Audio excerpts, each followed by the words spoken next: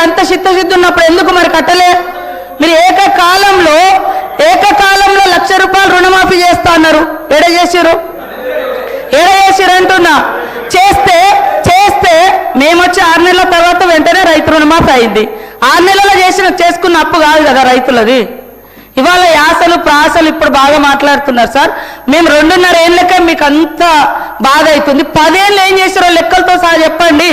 ఎన్ని లక్షల మందికి ఉద్యోగాలు ఇచ్చిర్రు, ఎన్ని లక్షల మందికి ఇల్లు ఇచ్చిర్రు, ఎన్ని లక్షల మందికి రుణమాఫీ చేసిర్రు, ఎన్ని లక్షల కోట్లు రుణమాఫీ చేసిర్రు, అవన్నీ చెప్పాలి కదా. అవి చెప్పకుండా ఎంతసేపు మేము గొప్ప.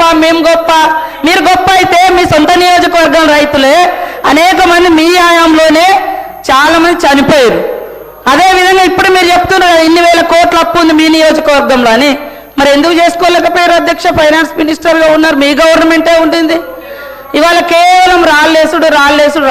మేము గొప్ప. మీ బాధ అంతా హరీష్ అన్న, మీ బాధ అంతా అధికారం పోయిందని అంతే తప్ప ఇంకోటి కాదు. అయ్యో అనకమ్మా, 10 ఏళ్ళు ఇక్కడ అనుభవించారు, నువ్వు అక్కడ పోయినావు అధికారం అనుభవించి దొరసారి ఏమంటే కాంగ్రెస్ నాకు ఏం చేసింది బాగా అనిపించింది. మాలాంటి వాళ్ళ వీడియోలు చూస్తుంటే కాంగ్రెస్ ఏం చేసిందా?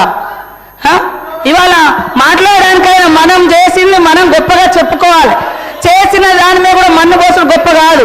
చేసింది కూడా మన్ను పోసి మేము ఎక్కడుంటే అక్కడ గొప్ప అని చెప్పుకోవడం కాదు. ఎస్ మా హయాంలో నేను ఉన్నప్పుడు కదా చేసిన, ఇప్పుడు చేయలేకపోయినాం అని చెప్పుకోవాలి. కానీ సీటు మారంగానే చరిత్ర అంతా చేంజ్ అయిపోతుందా అధ్యక్ష? చేంజ్ అయిపోతుందా? అట్లా ఉంది. కాబట్టి వాళ్ళ బాగా నిజంగా ప్రజల మీద ఉంటే 10 ఏళ్ళు వచ్చే టైం మీకు.